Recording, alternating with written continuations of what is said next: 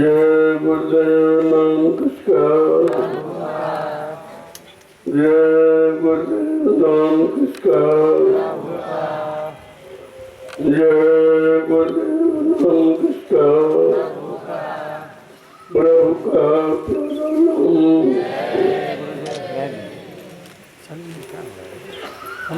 सभी सत्संगी प्रेमियों, आज साधना शिविर के पूर्ण अवसर पर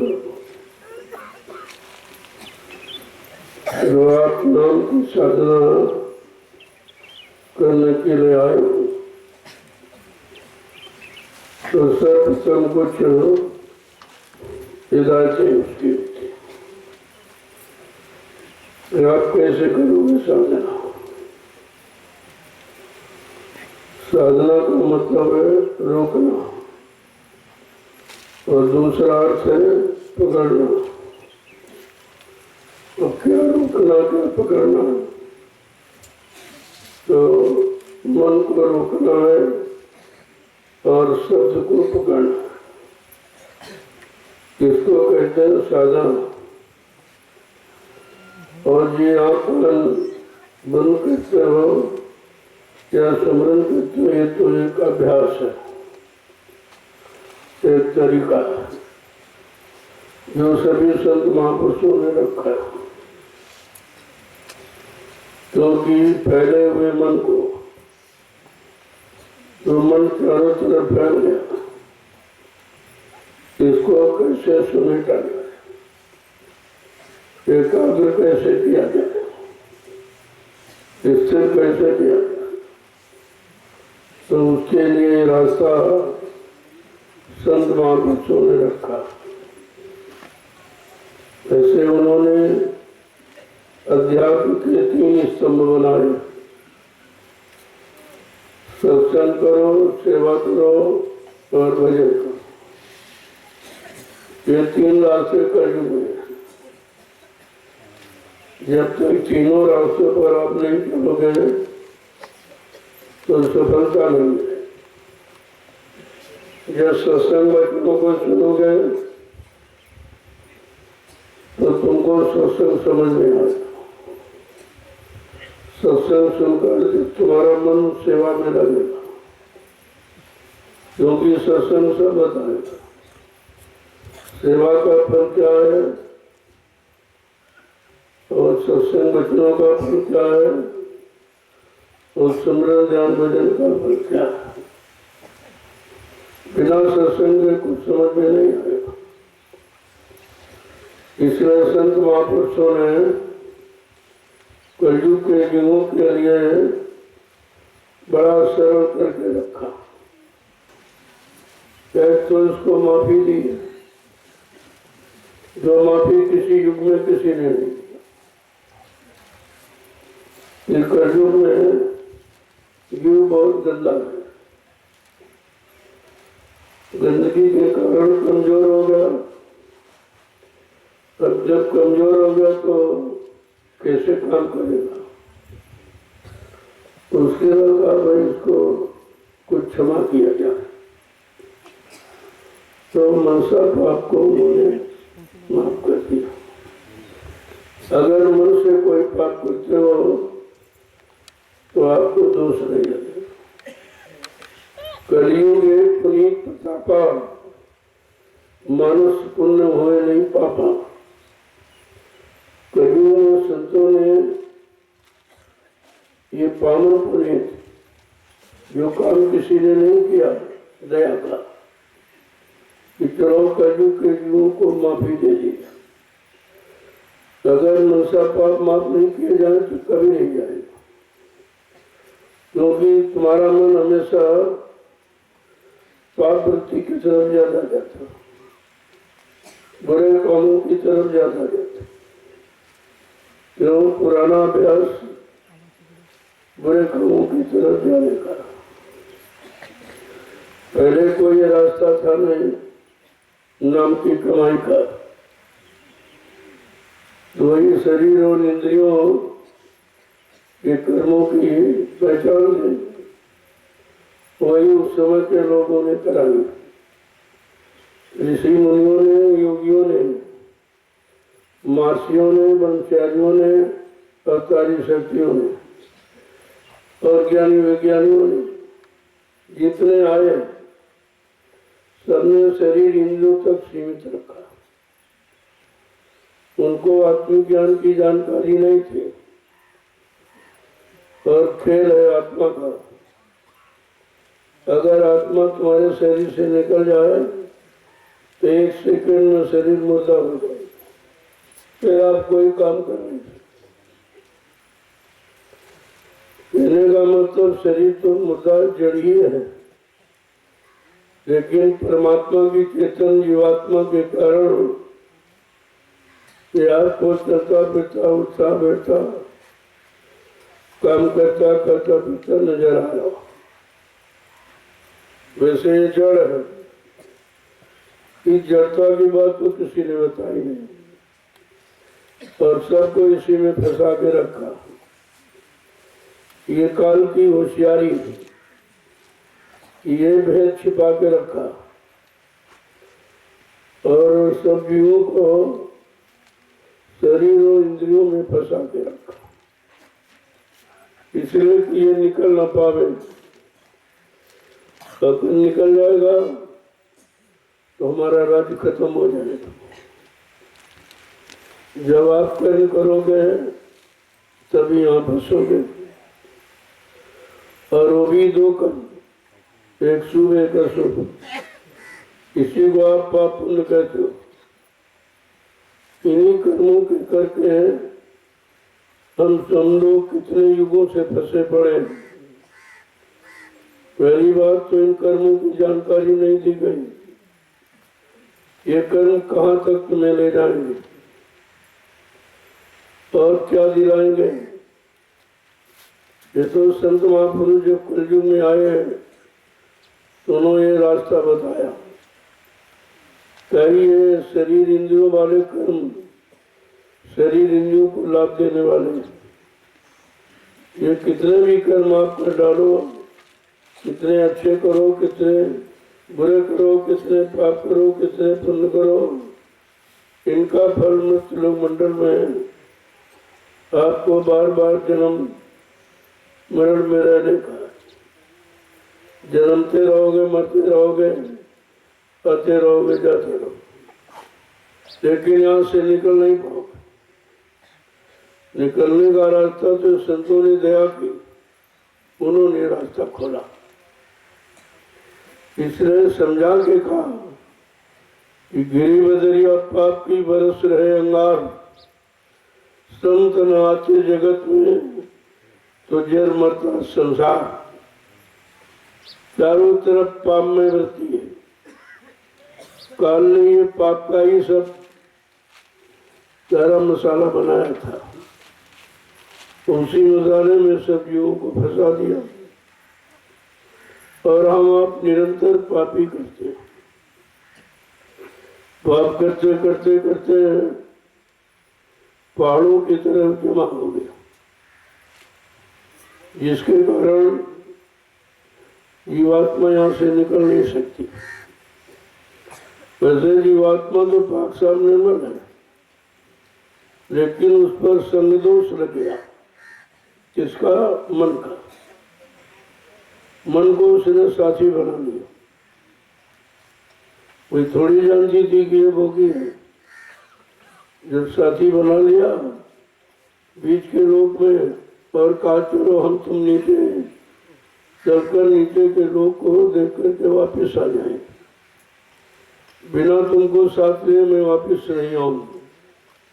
बस इसी वचन में ये फंस गई।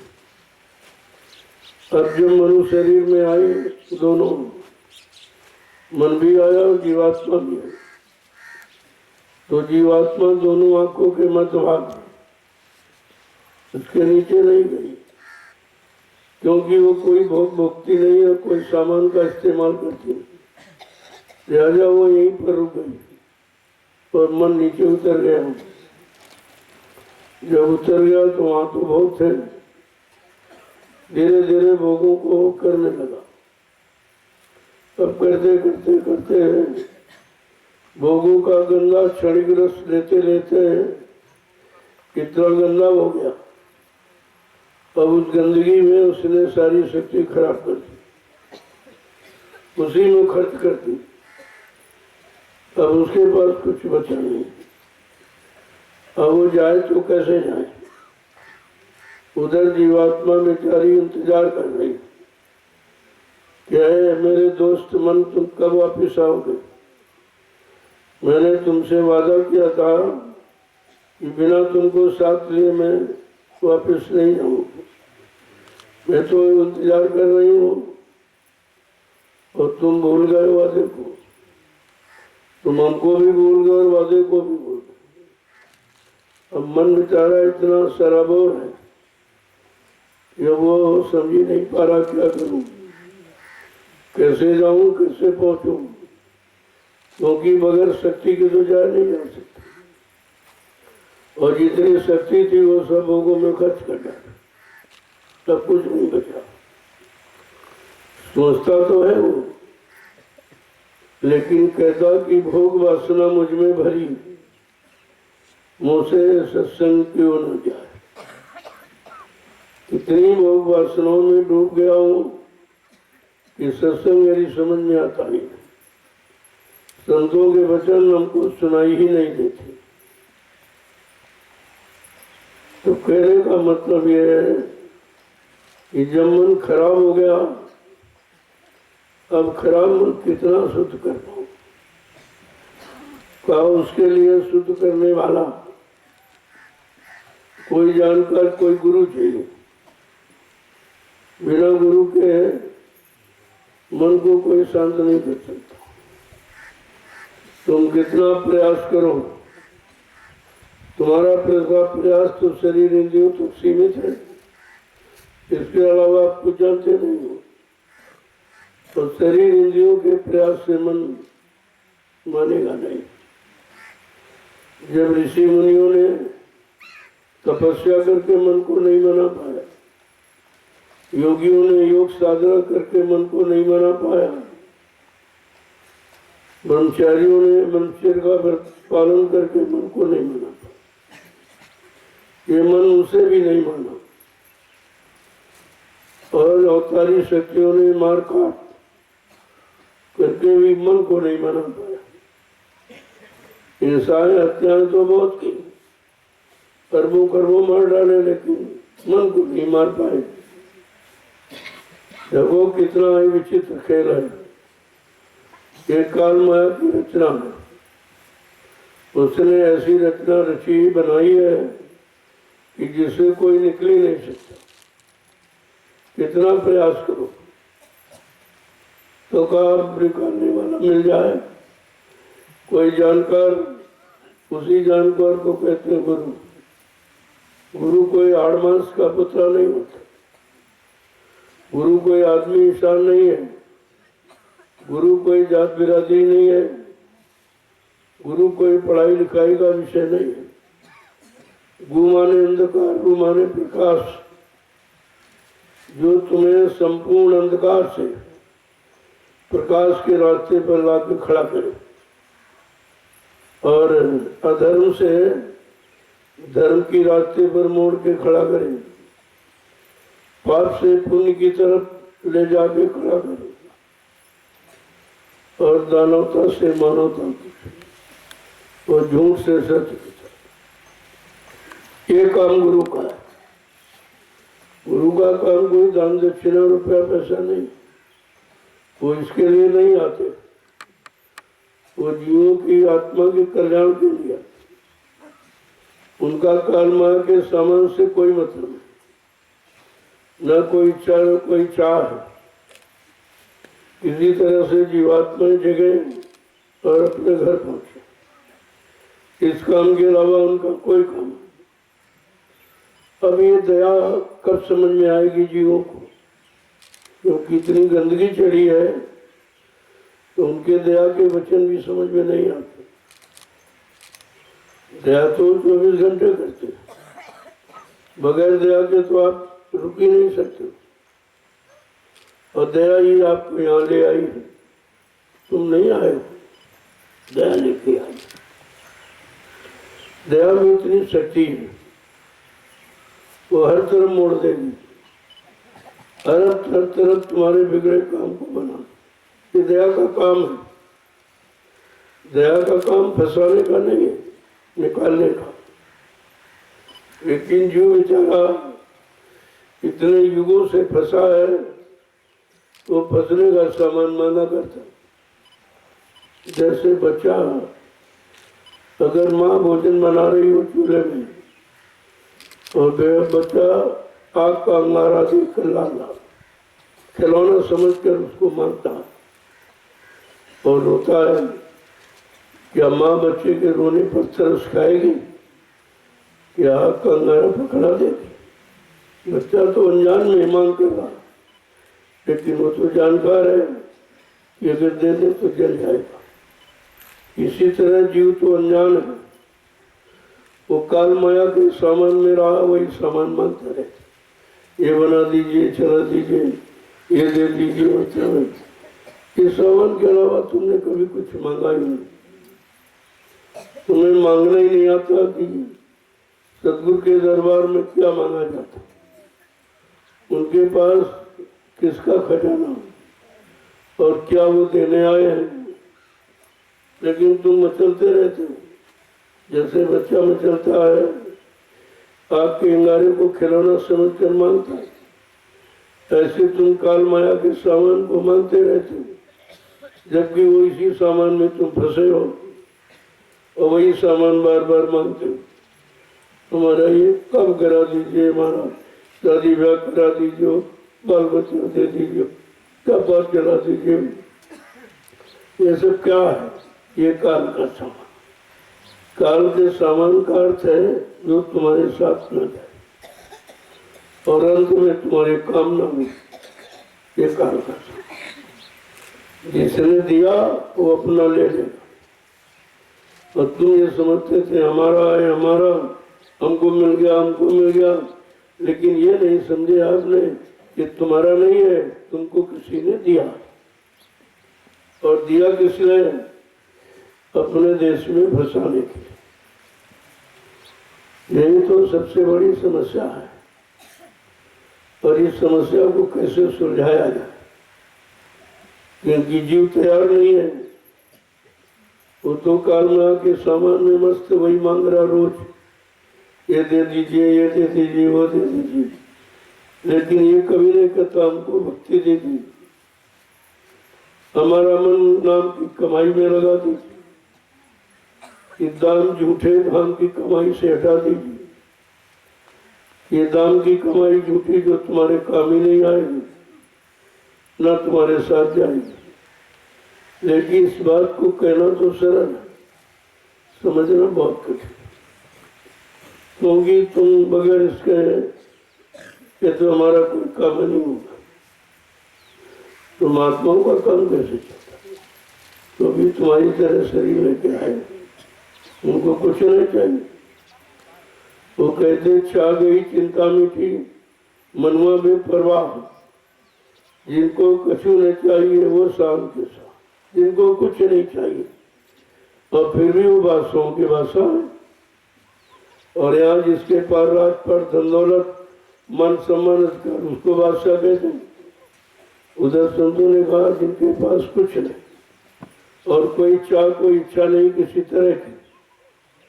अब यह है कि तुमको जगाने के लिए, तुमको लगाने के लिए आए हैं, तो तुम्हारे हर सामान को स्वीकार करें, आपका भाव न बिगड़े। लेकिन वो अपने काम में नहीं, वो तुम्हारे काम में लगा देती, कि उनको तो किसी की जरूरत है नहीं, लेकिन तुमको तो जरूरत है। तुम तो बगैर इस सामान के रह नहीं सकते, क्योंकि शुरू से तुम्हारी आदत किसी काल माया के सामानों में रहने की, और इसके बगैर तुम रह नहीं सकते। इसलिए तुम्हारे सामान को स्वीकार करते।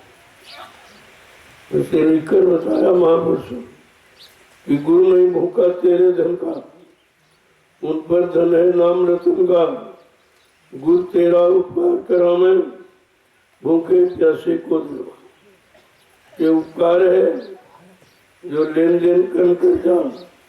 आपका जीवों के साथ आपको पता नहीं है किसका ले लिया, दिया नहीं, किसका खा लिया, खिलाया नहीं, किसको मार दिया, किसको काट दिया, किसको दुख दिया, तकलीफ दिया, किसको लूट लिया, किससे छल कपट बेईमानी किया, किससे व्यभिचार प्रचार किया, ये सब कर जाए तो।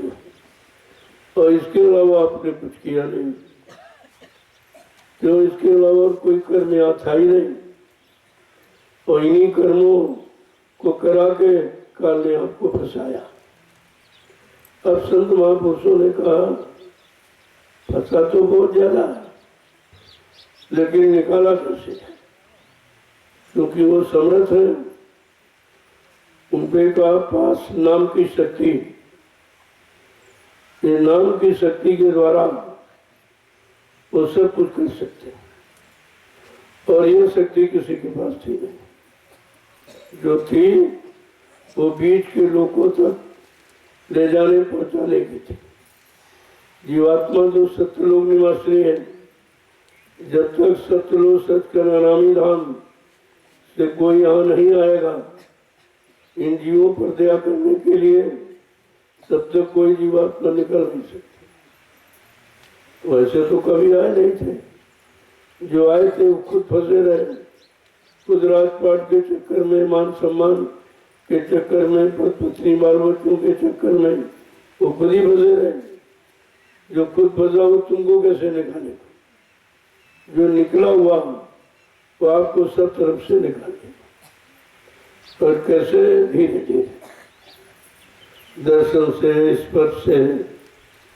जब तुम्हारे सिर में हाथ रखेगा तो पता चल जाता कि कितना कूड़ा कचरा आपने जमा किया, कितना आपने पाप किया, पुण्य किया। सब धीरे धीरे वही उपाय तुम्हारे साथ किया जाता है कि किसी तरह से इस कर्म कर्जे से इसको छुटकारा,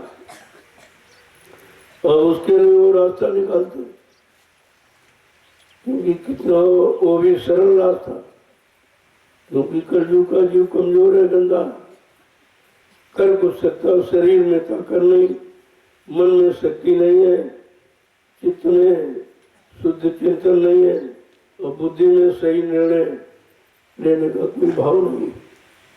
ऐसे गंदे जीवों के लिए उन्होंने सरल और सहज सुगम रास्ता बनाया। ये कर भी ले और मतलब इसको कोई कठिनता न हो, कोई परेशानी न हो। लोगों कितने हमदर्द होते हैं, उनके अलावा यहाँ कोई हमदर्दी करने वाला, यहाँ सब बिगाड़ने वाले, सब फंसाने वाले, सब फंसे पड़े हैं, तुमको भी घसीट के अपने फंसा दें, जो वो कर रहे हैं उसी में तुमको लगा देंगे, तो फिर तुम कभी नहीं निकल पाओगे। तो महापुरुषों ने समझा कर जीवों के लिए कहा, क्या कहा, जरा सुन लीजिए तो बच्चों, तो आपको विश्वास हो जाएगा कि गुरु ने क्या किया, कौन सी मदद की, कौन सा हमारा काम करने के लिए आए, हम पर कैसी दया कर दी। जब सुनोगे तभी तो समझ में आएगा। वैसे महात्माओं को कोई किताब पोथी की जरूरत नहीं होती, लेकिन जीवों को जरूरत है, बेचारे उनको विश्वास नहीं होता। ऐसे अगर कहा जाए तो आप कहोगे अपने मन से गढ़ के बता रहे। तो संत महापुरुषों ने जो कहा उसको प्रमाण स्वरूप लेकर जीवों के सामने खोल कर कहा, भाई देखो सबने कहा, केवल मैं ही नहीं कर रहा हूं, सबने यही कहा। क्या कहा, गुरु करो खोज कर भाई, गुरु गुरु करो खोज कर भाई,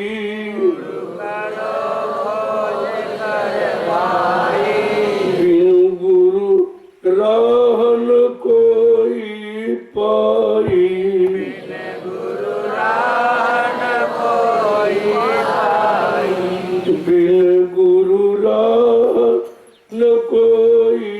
पाई,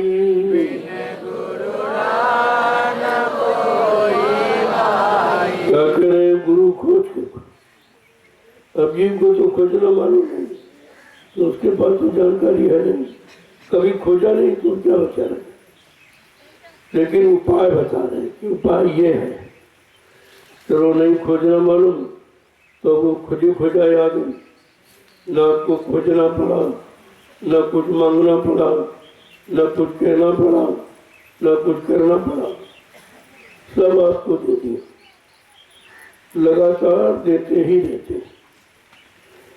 क्यों कहते, बिना गुरु के कोई रास्ता पर कोई चल ही नहीं सकता, चाहे संसारी रास्ता हो चाहे अध्यात्म। संसार में जितने काम करते हो तो बगैर जानकार के नहीं होते, उसी जानकार को तो गुरु कहते। अब वो संसार का जानकार, भौतिक जगत का, और वो अध्यात्म के जानकार, वो शरीर मन बुद्धि चित्त के जानकार, और वो आत्मा के जानकार। इतना अंतर है।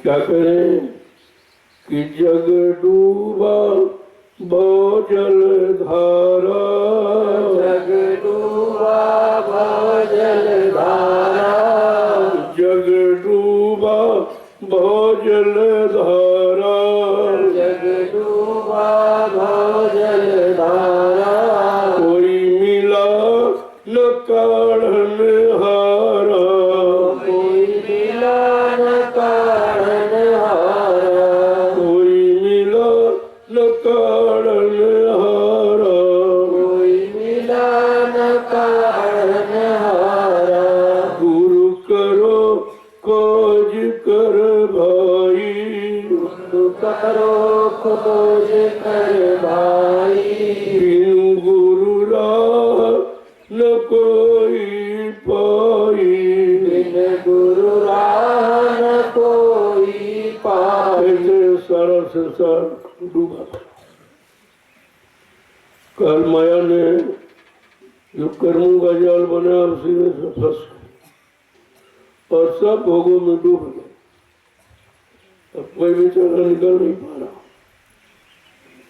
कहते हैं जब कोई निकालने वाला काला हरण माने निकालने वाला, जब कोई निकालने वाला मिला ही नहीं, कोई आया नहीं, तो इन जीवों को कौन निकालता, कौन इनकी संभाल करता?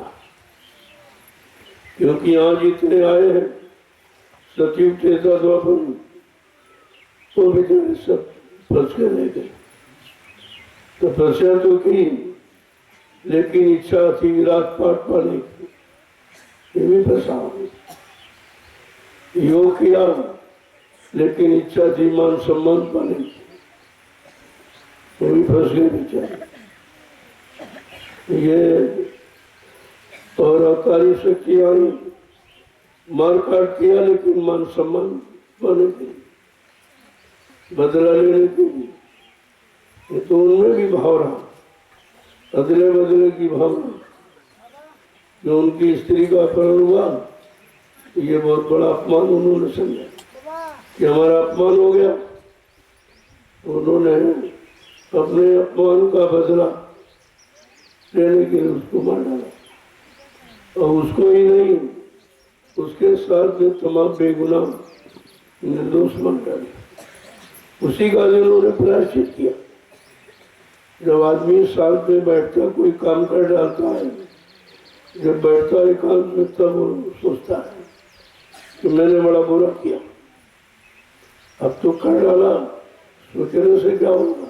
क्या बुराई चली जाएगी या बुराई का दोष क्या मिट जाए, खत्म हो जाएगा? जब उनको प्रायश्चित करके कोई रास्ता नहीं मिला, कि उस समय प्रायश्चित का कोई रास्ता बताने वाला चाहिए। अगर संत महापुरुष होते तो इनको भी बचा लेते। अब उन्होंने गलती की, तमाम हिंसाएं हत्याएं किया, तो अंत में सरजू में डूब के मर गए। हमने बड़ा गलत किया है और कुछ दिखाई नहीं दिया, तो यही रास्ता। तो वो भी कर्मों में चले गए।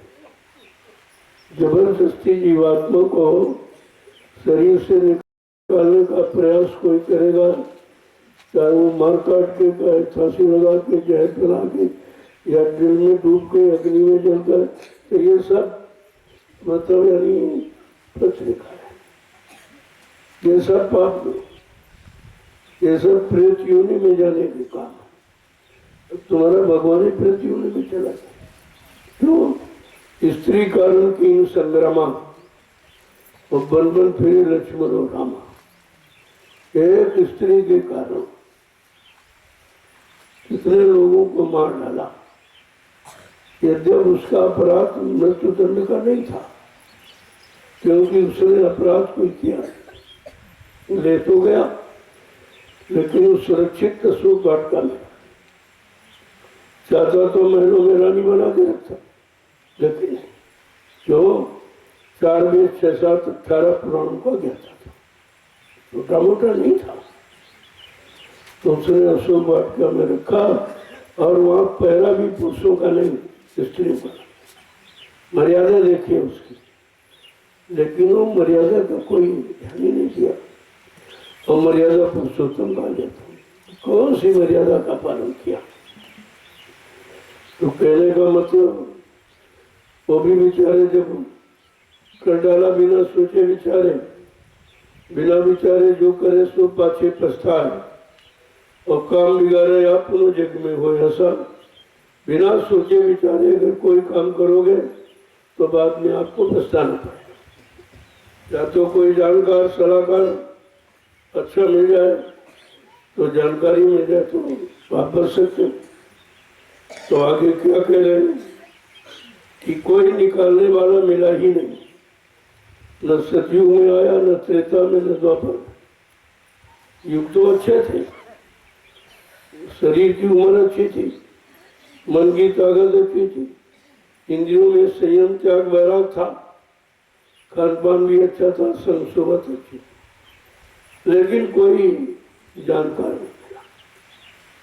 जो उनको इन शुभ अच्छे लोगों को जानकारी मिल जाती। ये लोग जल्दी डाल सकते थे, इनकी जीवात्मा पाक साहब निर्भर थी, जल्दी निकल जाते।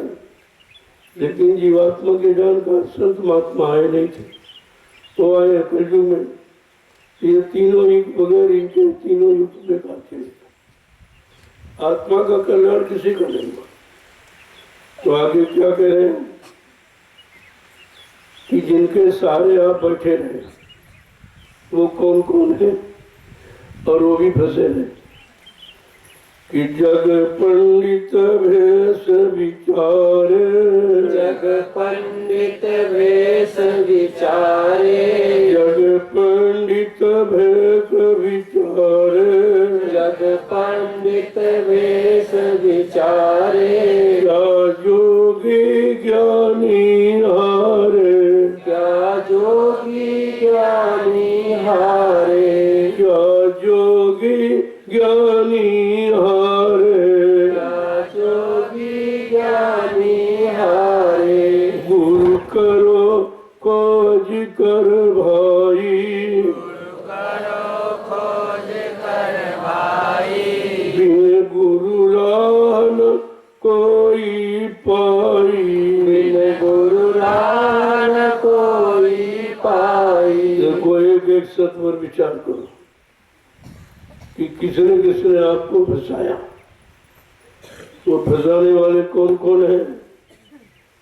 का ये पंडित और लाल पीले कपड़े भेजधारी, ये सब फंसे और फंसाने का काम करते, यानी डबल पाप कर रहे। एक तो खुद नहीं कर रहे, सच्चाई का ज्ञान है नहीं, सच्चा गुरु आत्मिक गुरु मिला नहीं, तो फिर बेचारे इसी मान सम्मान में फंसे पड़े और लोगों को उसी में फंसा के रखा। और भाई जो जानकारी जिसको होगी उसके पास जाओगे तो वही तो जानकारी दे रहा हूँ। तो कह रहे कि क्या जोगी ज्ञानी हारे, जिनको सर्वश्रेष्ठ माना गया, ये योगी है, ये ज्ञानी है, ये ध्यानी है, कहते हैं सब हारे। किसी ने मन को जीत नहीं पाया, मन से सब हार गए और जीवात्मा की बात समझ में आई नहीं, तो किसी ने बताया नहीं इनको। जीवात्मा के जानकर संत महापुरुष और वो कलयुग में आए, लिहाजा ये सब हार गए बेचारे।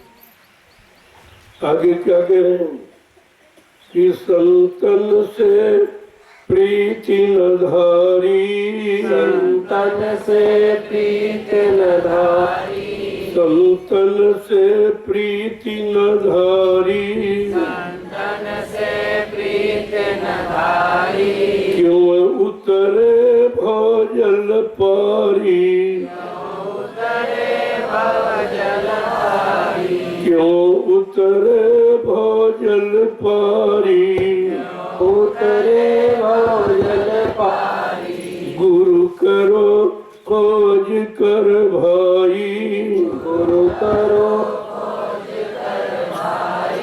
बिन गुरु रान न कोई पाई। कहते ये फंसे क्यों रहे? जिन्होंने संतों से प्रेम नहीं किया। संतों की प्रीति सच्ची होती, वो तुम्हारे शरीर भोगो, तुम्हारे धन दौलत सामान से प्रीति नहीं करते। उनका प्रेम है तुम्हारी जीवात्मा से। अभी ये खोल है शरीर जीवात्मा का, अगर इसको नहीं संभालेंगे तो जीवात्मा बेचारी कैसे जिएगी। तो इसकी भी संभाल करते, इसको भी बुरे कर्मों की तरफ जाने नहीं देते, बुराई में इसको फंसने नहीं देते, क्योंकि स्वभाव तो बुराई में फंसने का। तो अपने तरफ खींच करके ले करके वो बुराई धीरे से निकालते, जिसमें जो फंसता है उसे धीरे से अनुभव करा के निकाल देते हैं। देखो इसमें इतना, और कहीं करोगे तो फंस जाओगे, लेकिन यहाँ फंसाव नहीं है और अनुभव भी आपको हो जाए। क्या कह रहे हैं कि संतन से प्रीत निधारी, जो भवसागर से पार करने वाले, वो तो मिले नहीं तो न उससे किसी ने प्रेम किया, तो इस भवसागर से कैसे पार किया? जब भवसागर से पार करने वाले जो नाम जहाज लेके आते, उसी नाम जहाज पर जीवों को बैठाकर और भवसागर से पार करते, ये संतों का काम है। और ये काम करने वाले कोई आए नहीं तो सब बेचारे भवसागर फंस के रह गए, कोई निकल नहीं पाया। आगे क्या कह रहे हैं कि तप तीरथ व्रत पछेरे, तप तीरथ व्रत पछेरे, तप तीरथ व्रत पछेरे, तप तीरथ व्रत पछेरे, पढ़ विद्या मान भरे रे, पढ़ विद्या मान भरे रे, पढ़ विद्या मान भरे रे, पढ़ विद्या मान भरे रे, गुरु करो खोज कर भाई, गुरु करो खोज कर भाई, बिन गुरु राह न कोई पाई, बिन गुरु राह न कोई पाई। अब अज्ञानता में तरह तरह तब किया, तीरथ किया, व्रत किया, मूर्त को अपना मान लिया, मूर्त को भगवान मान लिया। अब बताइए, चेतन है परमात्मा, उसको जड़ मानना, तो परमात्मा का अपमान है तो करें। कह दिया जाए तुम्हारा बाप पत्थर का, आपको बुरा नहीं लगेगा? आपको बुरा लगेगा कि बात का सम्मान मानो? और यहाँ रोज रोज अपमान कर रहे हो, पत्थर का है, कागज कैलेंडर का है, ये तीरथ में और मुहूर्त में, ये सब अपमान ही कर रहे। अपमान करने का परिणाम दुख दर्द मुसीबत ने आपको घेर लिया। अब आप इससे निकल नहीं सकते। निकलने वाले जो उनका अपमान करते हैं, भगवान सर्वशक्तिमान है, उसको कह रहे पत्थरबाज, उसको एक मंदिर में केंद्रित कर दिया, गाँव के मंदिर में बैठ जाएगा तो सृष्टि का संचालन कौन करे? कि कौन लोगों को सुख देगा और दुख से अलग करेगा? क्योंकि तुमने तो केंद्रित कर दिया, बंद कर दिया। कहा कि पढ़ विद्या मान भरी, और ये कागजी ज्ञान जो काले अक्षर, उसी को पढ़ पढ़ के अहंकार करते, बहुत जानकार और जाना कुछ नहीं, अपने लिए कुछ नहीं कर पाए, अपनी जीवात्मा के कल्याण के कुछ नहीं कर पाए, अपने मन को बस में नहीं कर पाए, और पढ़ पढ़ के और अहंकारी बहुत जानते, तो वो कितनी बड़ी अज्ञानता गिर गई। अब इससे कोई निकलना भी नहीं चाहता, क्योंकि इसी को मान सम्मान मान बैठे, और यहीं तक तुम्हारी पहुंच है, उसके अलावा तो कोई गया नहीं। आगे क्या कह रहे हैं कि भक्ति रस नेक न पाया, भक्ति रस नेक न पाया, भक्ति रस नेक न पाया, भक्ति रस नेक न पाया, भक्तों की शरण न आया, भक्तों की शरण न आया, भक्तों की शरण न आया, भक्तों की शरण आया, गुरु करो खोज कर भाई, गुरु करो खोज कर भाई, बिन गुरु राह न कोई पाई, बिन गुरु राह न कोई पाई। का भक्ति का रस नहीं है, क्योंकि जड़ भक्ति अंध भक्ति है। तो जड़ भक्ति में रस कहाँ रखा? अगर कोई सुखी चीज है उसको निकालो तो रस निकलेगा, रस तो पीने में नहीं। लेकिन कोई पत्थर में रस ढूंढ रहा, कोई कागज कैलेंडर में ढूंढ रहा, कोई तीरथ मूर्त पानी में ढूंढ रहा, तो वहां कुछ है नहीं, वहां भक्ति किसको करे? भी भक्ति के बारे में लिखा है कि ऐसी भक्ति कीजिए जान सके नहीं कोई, जैसे मेरी पाप में लागी बहती। भक्ति हमेशा छिप देती है, कोई देख नहीं,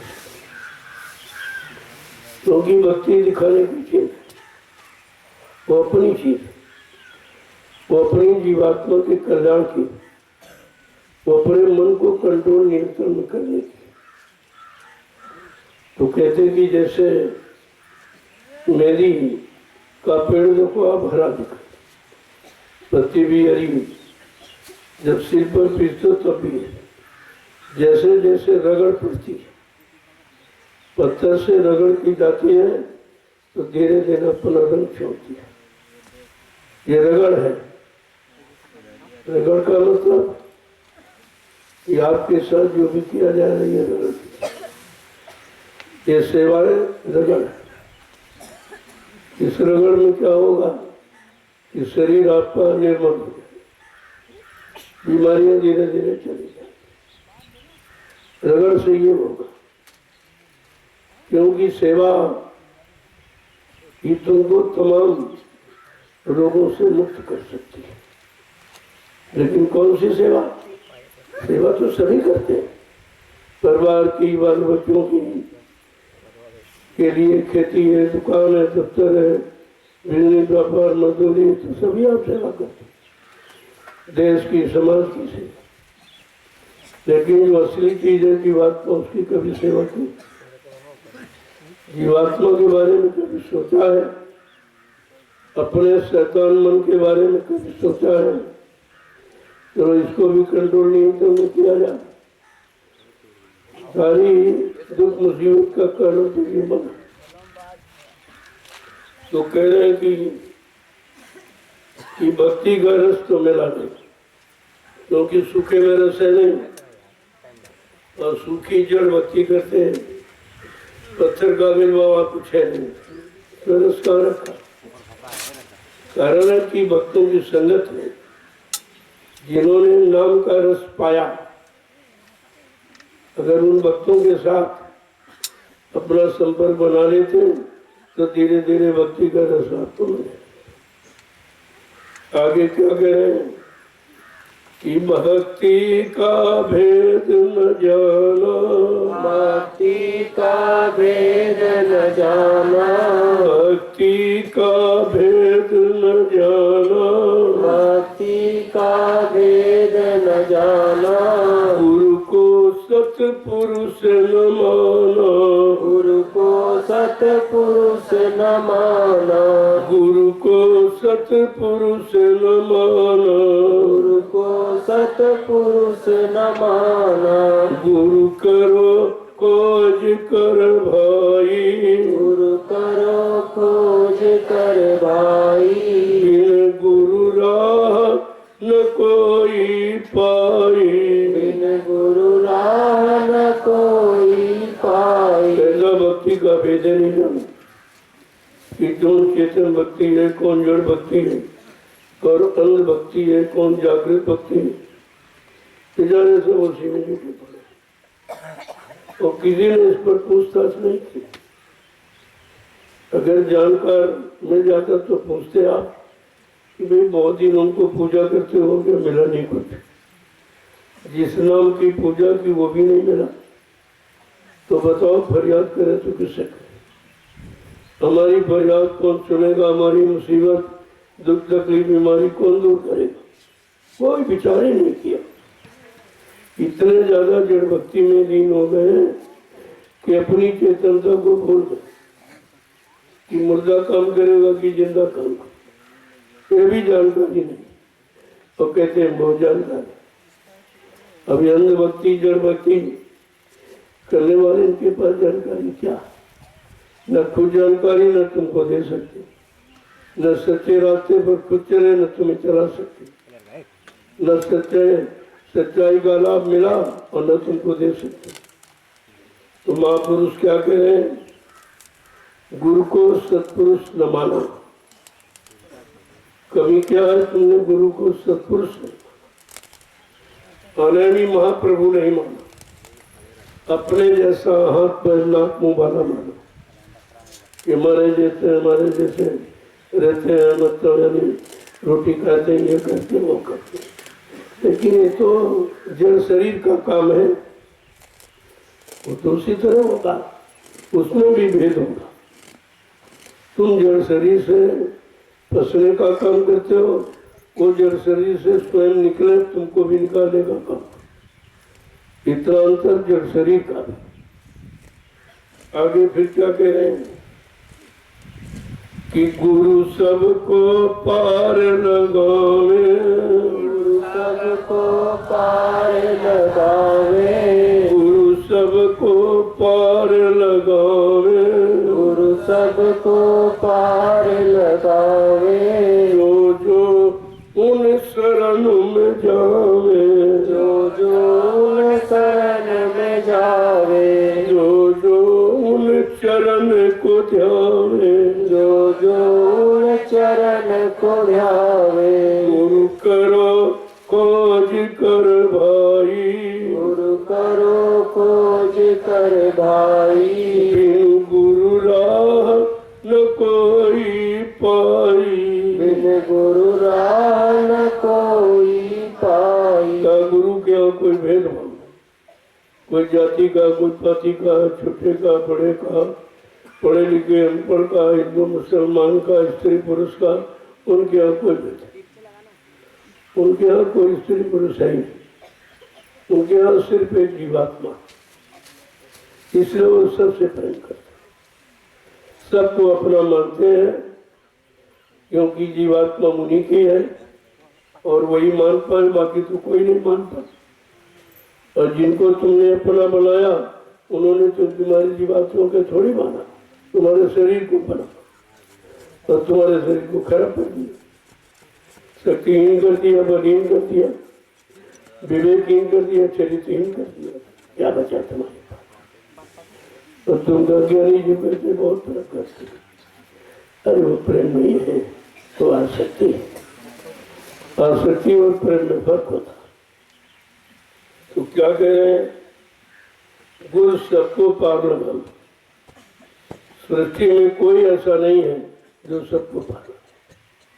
सब अपने अपने की बात करते, अपना मिशन है उनकी बात करेंगे, अपना कोई संगठन उसकी बात करेंगे, लेकिन जो सच्चा होगा गुरु वो सबकी बात, सबके कल्याण की बात करेगा और सबको समान भाव से देखता है।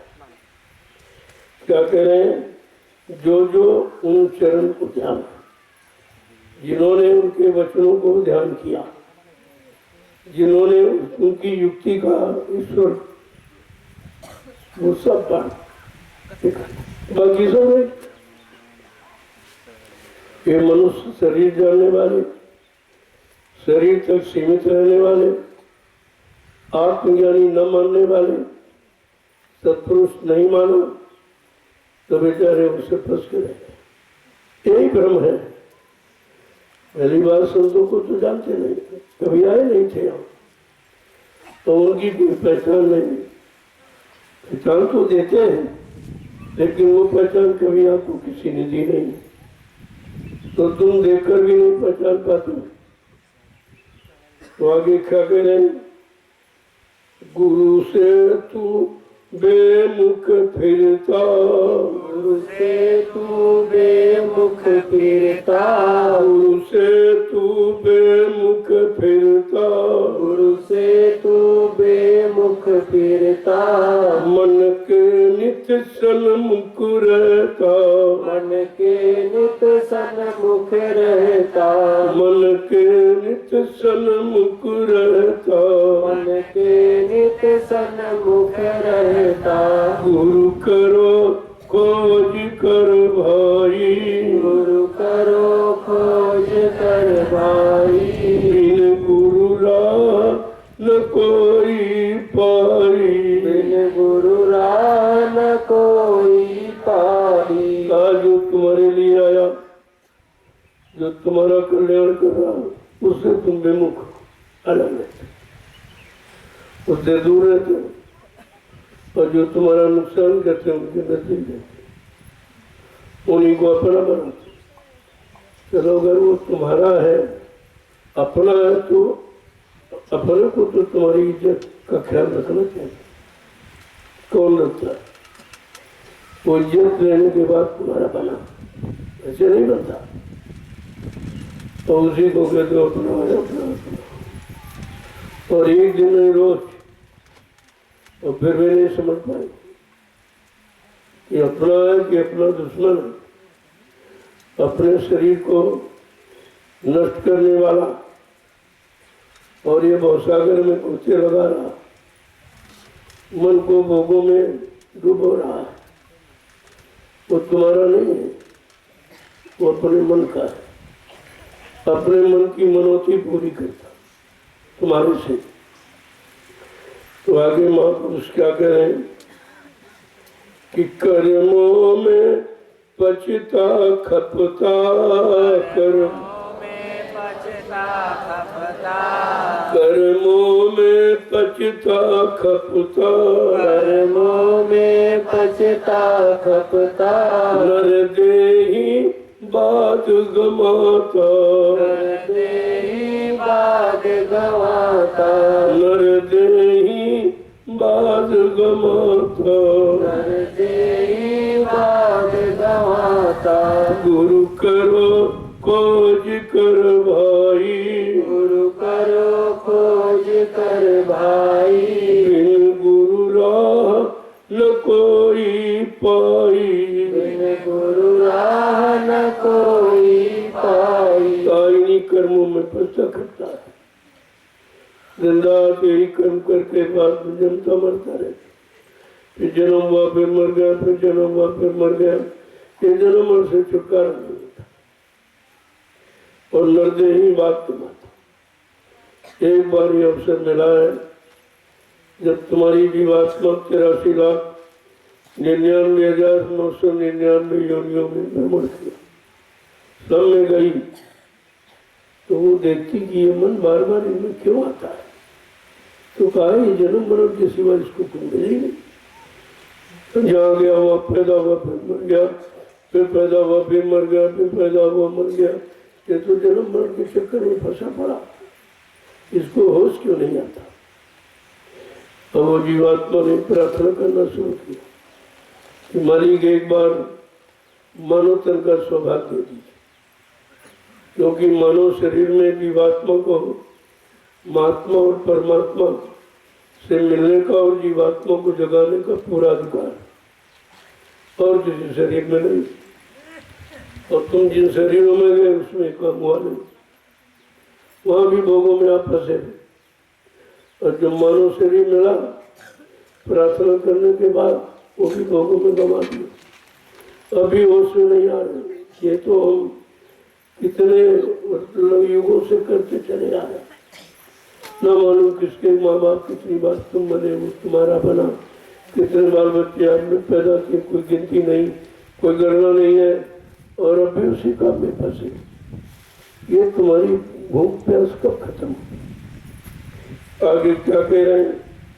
अब चेतो समझो भाई, अब चेतो समझो भाई, अब चेतो समझो भाई, अब चेतो समझो भाई। कर प्रीत गुरु संग आई, कर प्रीत गुरु संग आई, कर प्रीत गुरु संग आई, कर प्रीत गुरु संग आई।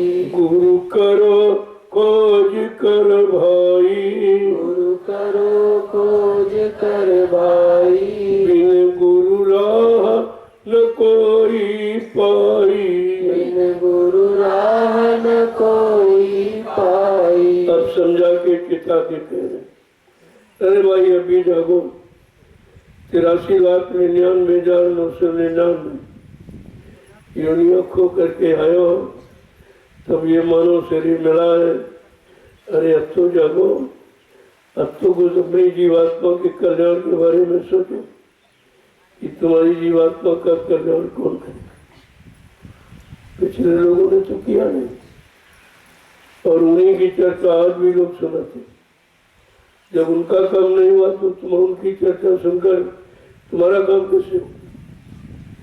तो क्या कह रहे हैं, अब चेतो समझो भाई, अभी चेत जाओ और समझ लो और अपनी जीवात्मा का कल्याण करो। अगर ये अवसर निकल गया तो फिर 84 जाओ, फिर 4 खान 84 लाख नरकों की केलियों में आपको जाना पड़ेगा। फिर पता नहीं आमद हो न हो, ये मानव शरीर मिले मिले न मिले, मानव शरीर के जान का संत माता मिले मिले न मिले, ये कोई जरूरी नहीं है। जब पहले नहीं मिले इतना समय निकल गया था आपको। एक बार आपके साथ ये दया की गई कि चलो बहुत दिनों से रो रही चिल्ला रही है, एक बार इसको मौका दो। अब ये मौका आपके लिए रखा। आप क्या सोचते हो, क्या विचारते हो? कहते कर प्रीत गुरु संग आई।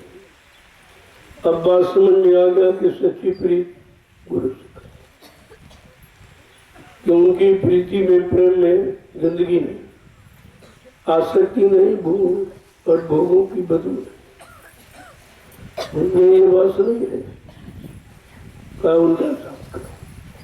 आगे क्या कह रहे हैं, कह कर सतगुरु गाई, कह कर सतगुरु गाई, कह कर राधा स्वामी गाई, कर राधा स्वामी गाई, करनी कर मिले बड़ाई, करनी कर मिले बड़ाई, करनी कर मिले बड़ाई, करनी कर मिले बड़ाई, गुरु करो खोज कर भाई, गुरु करो खोज कर भाई, बिनु गुरु राह न कोई पाई, बिन गुरु राह न कोई पाई।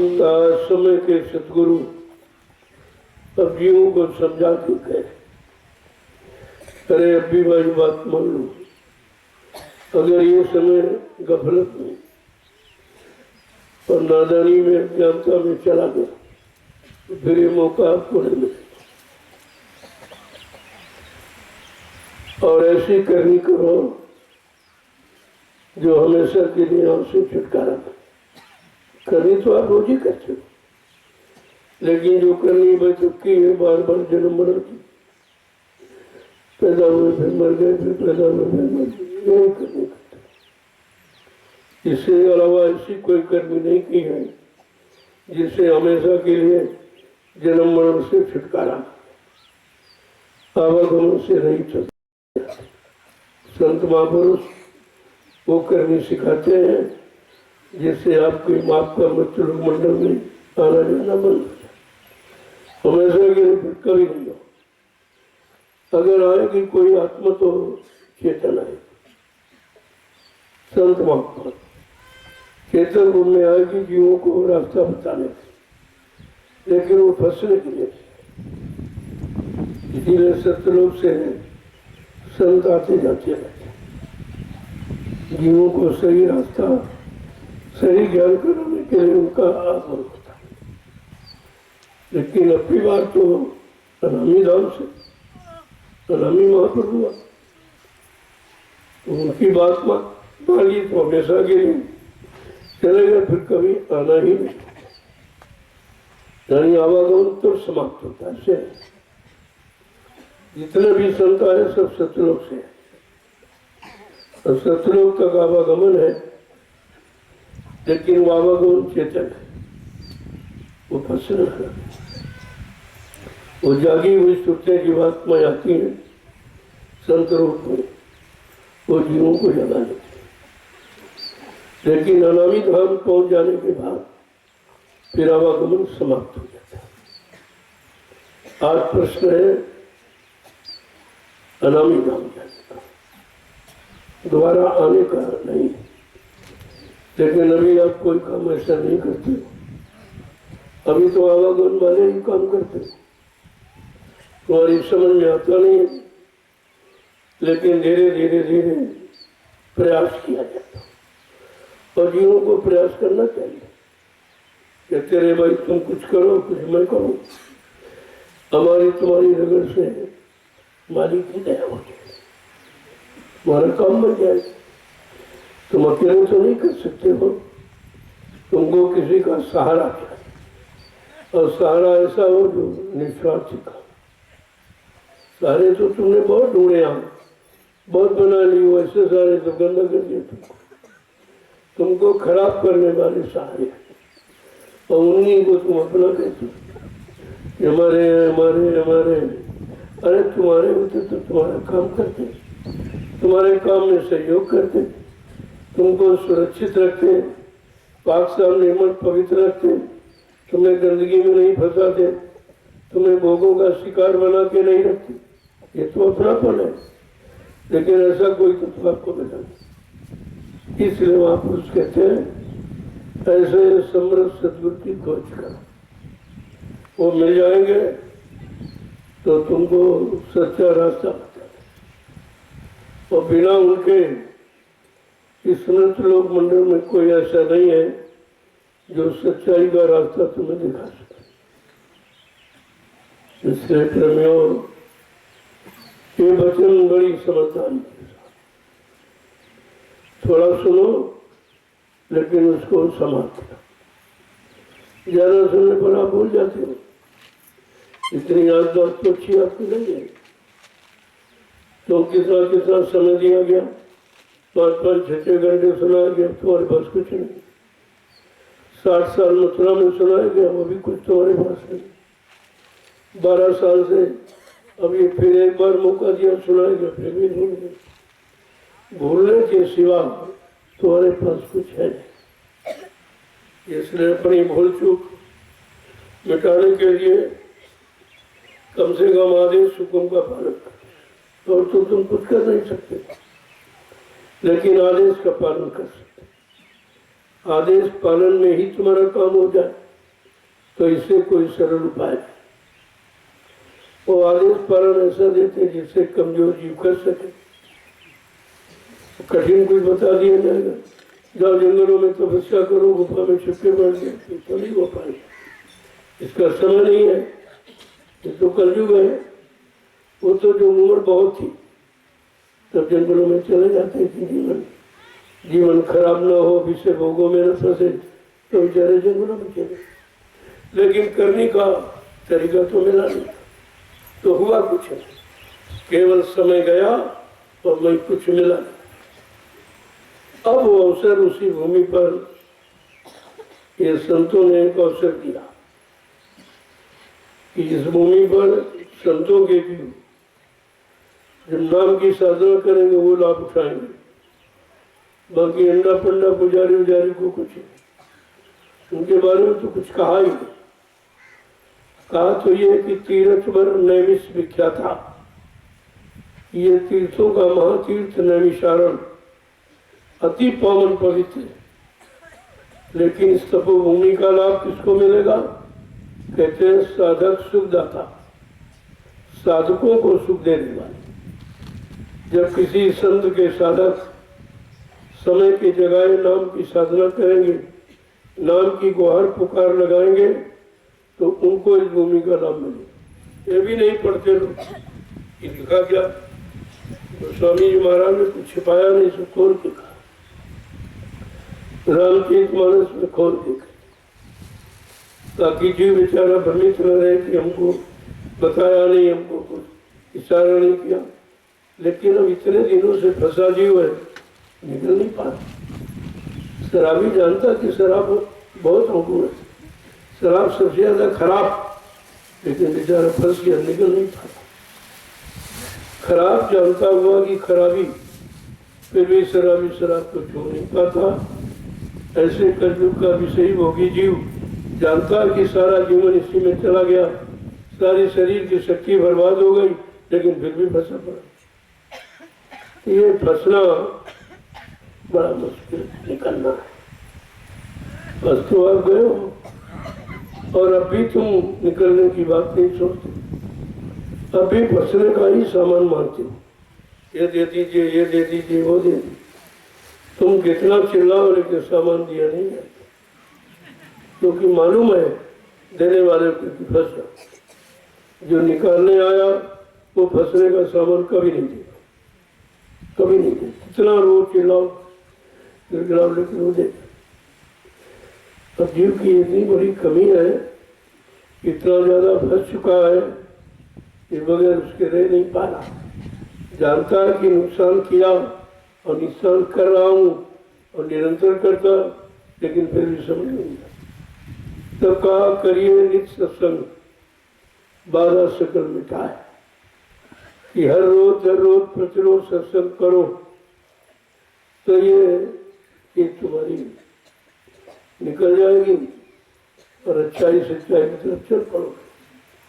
लेकिन संतों के वचनों के सिवा और कोई रास्ता यानी जो तुमको बचाए। इसलिए कलयुग में जब संत आए तो उन्होंने सत्संग ही जारी किया। वो तो जानते हैं कि कथा वार्ता तो 3 युगों से चल रही, किस्सा कहानी 3 युगों से चल रही, जड़ पूजा 3 युगों से चल रही, उससे तो कुछ हुआ नहीं। जो निकालने आया है वो चेतन काम करता, वो जड़ में न फंसाएगा न जड़ की तरफ ले जाएगा, न जड़ सामानों में तुमको लगाएगा, उतना देगा जिससे तुम्हारे जड़ शरीर का काम चल जाए। कहते नहीं कि तुमको भूखा सोने नहीं देंगे, नंगा रहने नहीं देंगे, और तुम्हारी जरूरत का काम एंड टाइम पर कहीं से पूरा करा दिया जाए, लेकिन तुम भजन करो। एक काम में कितने काम का वादा, तुम्हारे सारे काम पूरे हो जाएंगे, लेकिन तुम भजन करो। भजन करना इतना सरल तो है नहीं, कहने में तो सरल चीज है, लेकिन कठिन। कठिन इसलिए तुमने मन को खुली छोड़ दी। अब ये मन आ नहीं रहा और बगैर मन के आए कुछ होगा नहीं। और आपको ठीक नहीं, मन ही बिगड़ा, और मन के कारण तन शरीर बिगड़, मन के कारण बुद्धि चेता सब बिगड़। अगर इस मन को ठीक कर दिया जाए सब ठीक। और मन ठीक का एक ही उपाय है सेवा। बिना सेवा के शैतान पर ठीक। और कौन सी सेवा? परमार्थी से, जिसमें तुम्हारा कोई लोभ लालच है, किसी तरह कुछ पाने की लेने की कोई इच्छा नहीं, उस सेवा को परमार्थी सेवा। इससे क्या होगा? तुम्हारा मन धीरे धीरे शांत। आप करते हो अनुभव देख लीजिए, जो मैंने 100 डलिया कही। अब तुम जब तक तुम्हारी 100 नहीं पूरी हो तो किसी से बात नहीं, कोई निंदा अनुचना बुराई कुछ। एक ही निशाना है कि भाई 100 डलिया, अगर बात कर कहते बात करें तो भूल जाएंगे, और कोई चीज चिंतन तो भूल जाएंगे। तो इसलिए एक ध्यान, देखो ऐसे ध्यान एक कहकर नहीं होता, लेकिन इसमें ध्यान आपका एकाग्र। ये ध्यान को एकाग्र करने की क्रिया परमात्मा से। ये मन को इधर उधर न जाने दे, एक आधार में लगाना, ये परमात्मा सेवा। इसी के द्वारा होगा और कहीं कुछ नहीं। तुम हो कहीं समझते हो इधर उधर, तो कहीं कुछ नहीं, वहाँ कुछ है ही नहीं। वहाँ मन की एकाग्रता है नहीं, वहाँ मन की चंचलता समाप्त होगी नहीं, वहाँ निंदा आलोचना बुराई से तुम हट नहीं पाओगे, एक दूसरे की चर्चा में समय खराब करोगे। लेकिन परमार्थी सेवा एक ऐसी सेवा संत महापुरुषों ने चुन के रखी, इसमें जीव एकाग्र हो जाए, मन भी शांत हो जाएगा, मन एकाग्र हो जाएगा, इधर उधर नहीं जाएगा। नहीं आप सत्संग सुनो तभी इधर उधर चला जाता, भजन बैठो तभी चला जाता, लेकिन परमार्थी सेवा करते तो मन कहीं नहीं जाता। इसीलिए आधार बना दिया गया कि 100 डलिया। अब उस 100 का आधार उनको बिल्कुल केंद्रित किए कि हमारी पूरी हुई कि नहीं हुई, कितनी रह गई, इसके अलावा कोई चिंतन नहीं, सब चिंतन समाप्त हो जाता। कितना सरल उपाय है मन को एकाग्र करने। नहीं तो बड़े बड़े योगी और बड़े बड़े तपस्वी और ब्रह्मचारी नहीं हो, यही मतलब केंद्रित कर पाए मन को। तो देखो कितनी सरल युक्ति महात्माओं की, संत महात्माओं ने इतनी सरल युक्ति आपकी निकाली कि आपका मन कंट्रोल हो। ऐसे धीरे धीरे परमात्मा की सेवा में लगोगे तो मन की आदत बदल जाएगी। जय गुरुदेव, जय गुरुदेव, जय गुरुदेव, जय गुरुदेव, जय गुरुदेव, जय गुरुदेव। जय गुरुदेव नाम किसका, प्रभु का, जय गुरुदेव नाम किसका, प्रभु का, प्रभु का प्यारा नाम। जय गुरुदेव। आप लोग खड़े हो जाओ। लगभग उतना सुनो जितना याद है। तुमने बहुत भूल की है और बहुत बच्चों को भुलाया, जिसके कारण तुम अभी भूल भुलैया में समझ नहीं पा रहे हो। तो इसलिए मैं बहुत थोड़ा समय इस साधना शिविर में है, बहुत थोड़ा। साधना में तो 1.5 घंटे समय, लेकिन सत्संग में कम समय।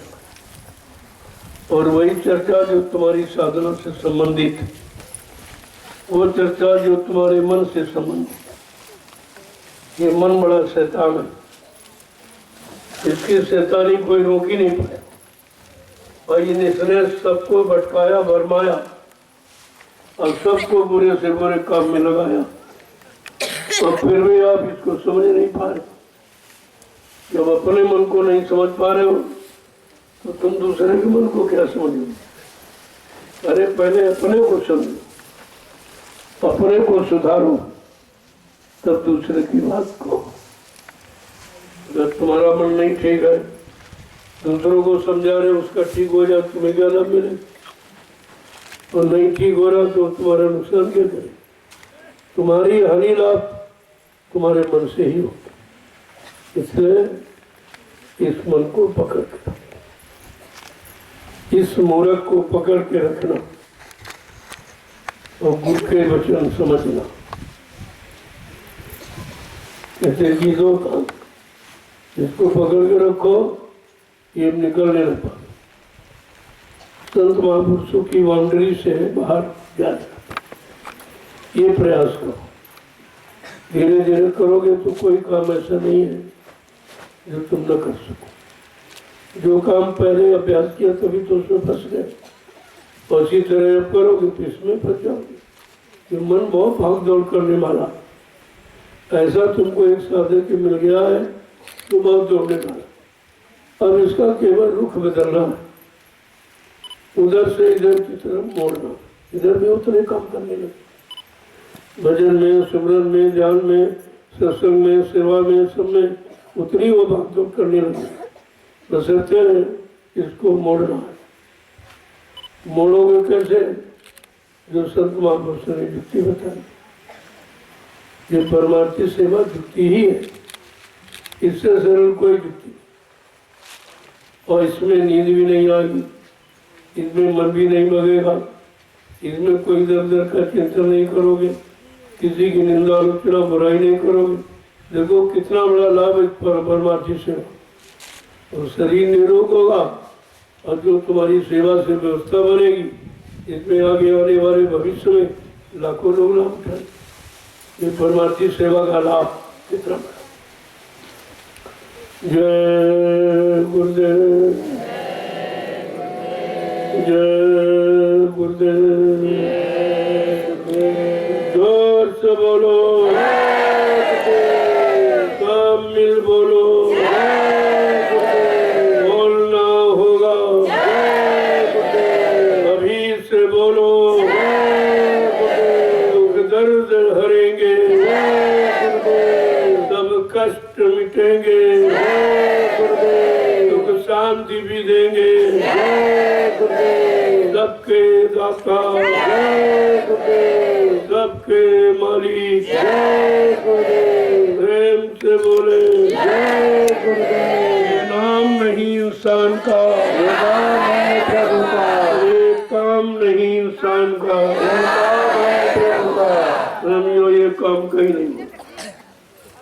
हिंदुस्तान में इतने मिशन हैं, इसमें धार्मिक संगठन लेकिन ये कम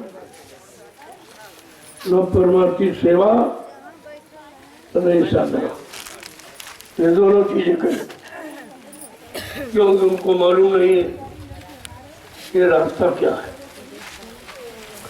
इस रास्ते पर कैसे चला जाए, इस रास्ते का जानकार कौन है। जब तक ये नहीं मालूम कुछ नहीं। वो रात भर धन दौलत, तो चोर डकैतों के पास भी पैसा बहुत है, लेकिन ये तो माया है। माया तुम्हारा साथ कभी नहीं, वो तो भटकाने भरमाने के लिए है, आएगी और जब तक रहेगी भटकाए भरमाएगी। जिसके पास ज्यादा आ गया समझो कभी नहीं निकल पाए, और जिसके पास काम चला हुआ है तो काम अपना निकाल के वो कर सकता है। और कहा कि इतना हम देंगे नहीं कि तुम बेराह हो जाओ, तुम भटक जाओ, तो आपको रोटी मिलेगी, कपड़ा मिलेगा, और क्या क्या। और जितने काम है आपके साथ पारिवारिक सामाजिक, वो सब देखो यहीं से पूरे हो। कितनी शादियां हुई, कोई पैसे की जरूरत, कोई सामान की जरूरत, इतना प्रेमी है उसको इतना सामान तो दे नहीं पाओगे जितना ये प्रेमी सा सहयोग करता कि चलो भाई कन्या का काम है, और कन्या दान सबसे बड़ा दान, इधर सहयोग। तो कितनी कन्याओं का विवाह हुआ जो कभी सोचते नहीं थे कि कुछ दे नहीं पाएंगे हमारे पास में, लेकिन प्रेमियों ने इतना दिया उनका घर भर। ये सब व्यवस्था है, लेकिन व्यवस्था के अनुकूल चलोगे तब है, मनमानी तरीके से कुछ नहीं। जय गुरुदेव। जय गुरुदेव। अब आप सेवा में चलो, देखो भजन भी आपने कर लिया और सत्संग भी, अब बाकी रह गई सेवा। बड़ा मौसम भी ठीक है और कुछ न कुछ जरूर कोई सेवा नहीं जो सेवा करे उनको पानी मिला भी तो सेवा। जहाँ मिट्टी डाली जा रही वहाँ उसको हाथ से बराबर करो, कोई कूड़ा कचरा कोई घास पास निकाल दो। मतलब सेवा करने वाले के लिए कोई बहाना नहीं, और न करने वाले के लिए हजार बहाने। तुम्हें बुढ़ा हूँ, मैं कमजोर हूँ, मैं कैसे करूँ, अरे तो सब काम कर ही सकते, ऐसा नहीं है। यहाँ सबके लिए सेवा, सबके लिए काम करोगे तो पाओगे, नहीं करोगे तो कुछ नहीं। ये दरबार ऐसा नहीं कि जबरदस्ती किसी को दे दिया, बिना सेवा कराए, बिना आधार पर चले आपको कुछ मिलेगा। अगर ऐसे दे दिया जाए, ये जीव वैसे भी लापरवाह हो जाए तो ऐसे ही मिल जाता, करने की क्या जरूरत। ऐसा नहीं, बगैर किए तो कुछ दिया ही नहीं जाता, बगैर किए दे दिया जाएगा तुम रख नहीं पाओगे। अगर कोई शक्ति दे दी जाए तो अभी जब नाराज होगे तो श्राप देने लगोगे, और खुश होगे तो आशीर्वाद बांटने लगोगे, तो शक्ति खत्म हो जाएगी। आशीर्वाद श्राप में पहले के लोगों ने यही किया, जो शारीरिक इंद्रियों से कुछ किया और कुछ शक्ति मिल गई और इसी में बेचारे खर्च कर दिए, फिर वो इसी बन गए जैसे कहते।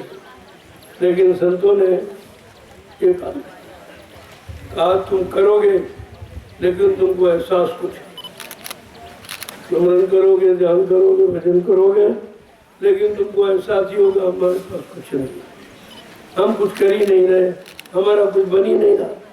जब ये तो दोगे क्या, दे नहीं सकते। तो इसलिए ये बचा कर रखने की जरूरत। जब ये कह दिया कि 1 मिनट करो मजदूरी ले लो, 2 मिनट करो उसकी मजदूरी ले लो, 10 मिनट करो उसकी मजदूरी ले लो, सब तुम नगद सौदा उधार नहीं रहता। तो जब 1 मिनट की मजदूरी यहाँ बाकी नहीं रहती तो आप तो कुछ ना कुछ करते ही हो, लेकिन वो जमा रहती है गुरु के पास। तुम्हारे पास कुछ नहीं, तुमको तो खाली रखा है, वो जमा रहती है उसी जमा पूंजी से तुम्हारी आत्मा की सुनवाई दरबार में करती है। जब धर्मराज तुम्हारे कर्मों की वही खोलता है, तुमने ये खराब किया, ये बुरा किया, ये किया, वो किया, तब गुरु कहता नहीं, मेरे आदेश पर उसने नाम की कमाई में इतना समय दिया, परमार्थी सेवा में इतना समय दिया जिसमें उसका कोई स्वार्थ नहीं, कोई लोभ लालच नहीं, तो गुरु उसे धर्मराज के तुम्हारे कागज को फाड़ के फेंक देते। ये काम है गुरु का। तो आप ये मत समझो तुम्हें कुछ मिल रहेगा।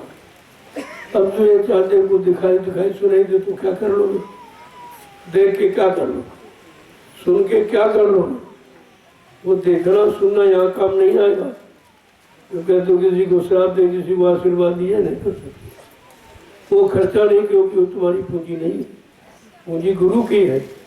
तुमको कमाने का अधिकार है, खर्च करने का कोई अधिकार नहीं। इस बात को हमेशा ध्यान में रखिए। अगर खर्च कर दोगे तो जैसे पिछले युग के लोग थे, तपस्या किया, ये किया, वो किया, कुछ शक्ति मिली तो खुश हो गए, तो आशीर्वाद दिया और श्राप दिया, उसी में खत्म कर दिया। बेचारे खाली आए खाली चले गए। लेकिन संत ऐसा कर, क्योंकि इसमें तुम्हारी पूंजी है नहीं, नाम की पूंजी उनकी है, तुम्हें कमाने का अधिकार, खर्च करने का अधिकार। ऐसे संभाल के रखी जाती तब रहती। तुम तो बड़े हैं उतावले हो, मिनटों में खुश, मिनटों में नाराज और सब नुकसान कर बैठे हो। तो ऐसा कोई काम तुम्हें करने नहीं दिया जाएगा। ऐसे को ऐसा कोई अधिकार शक्ति आपको दी नहीं जाएगी। चुपचाप सेवा करते हो, बस सेवा करते करते जीवन समाप्त हो जाए तो आपकी सेवा सुरक्षित रहेगी। उसी सेवा से तुम्हारी जीवात्मा का कल्याण कराते। जय गुरुदेव। अब आप चलो सेवा। कोई सेवा है?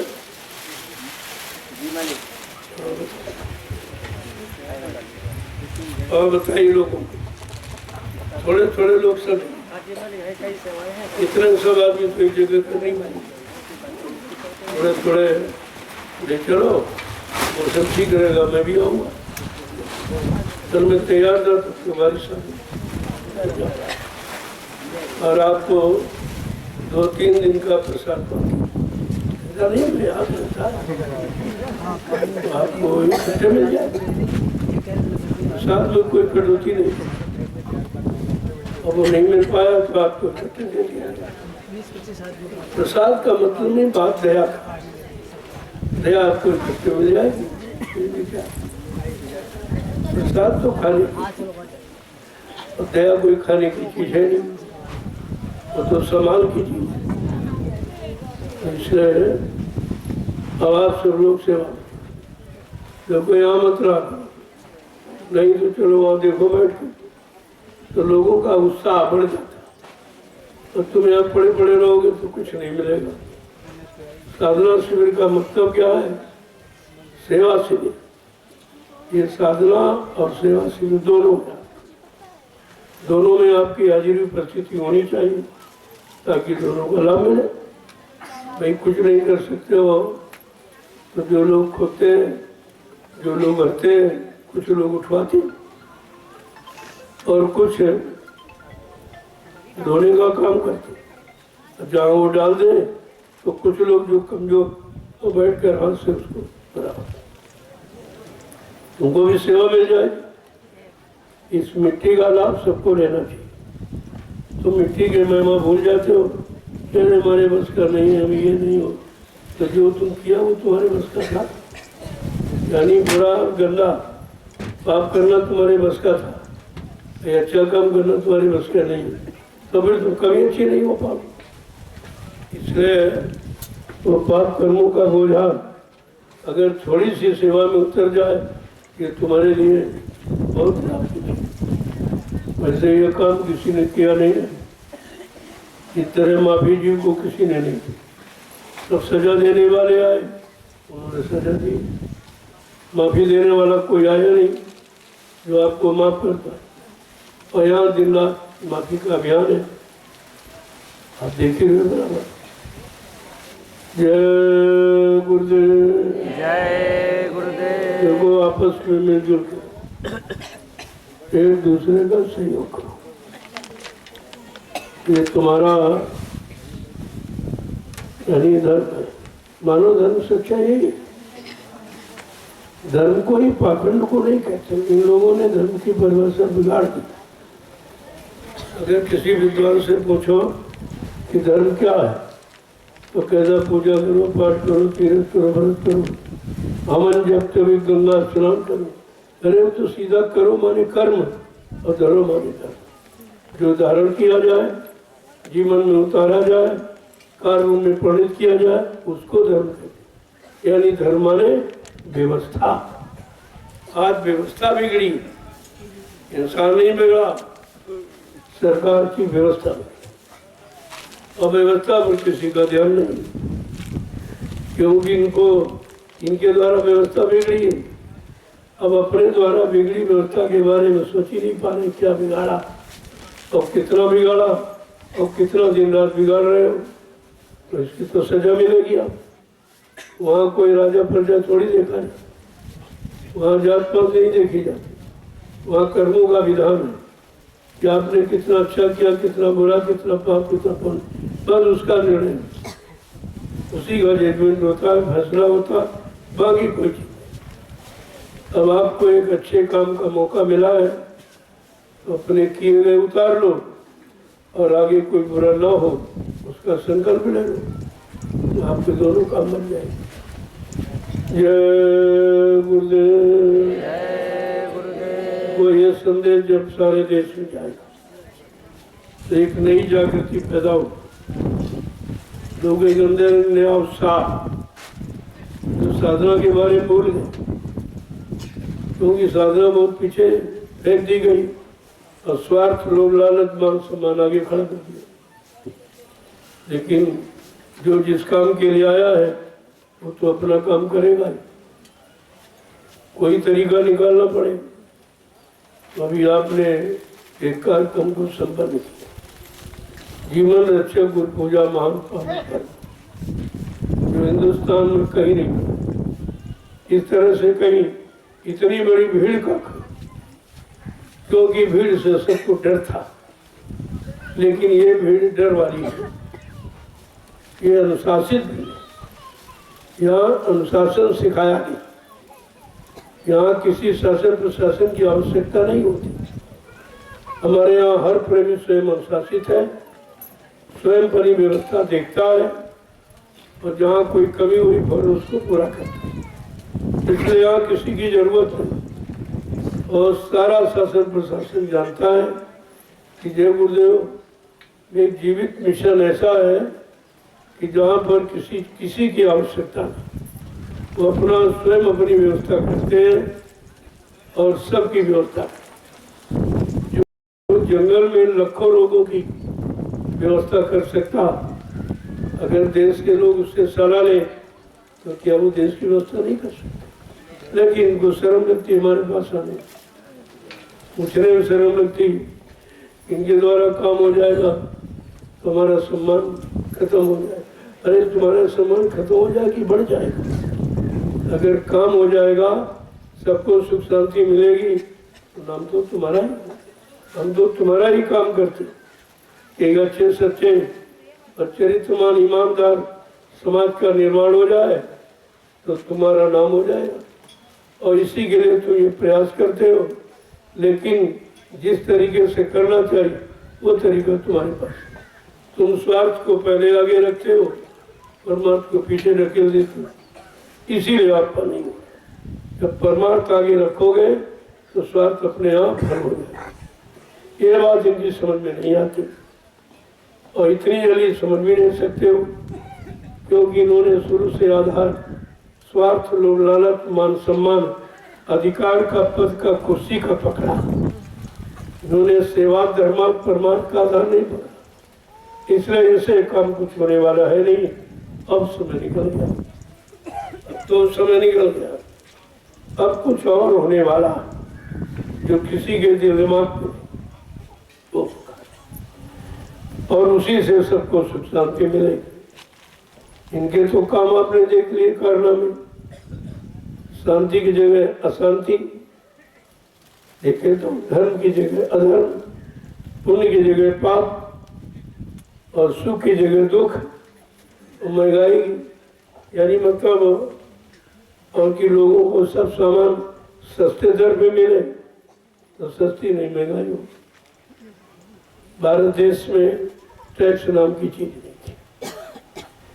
जो पहले के राजा थे वो मुनासिब लेते थे और वो जनता के काम में लगाते थे, लेकिन अपना खजाना नहीं उनका कहा ये सारा खजाना जनता का है, मैं उस खजाने का रखवार हूँ, मैं सेवादार हूँ, सेवक हूँ और सेवा समझ के उसका पालन करता।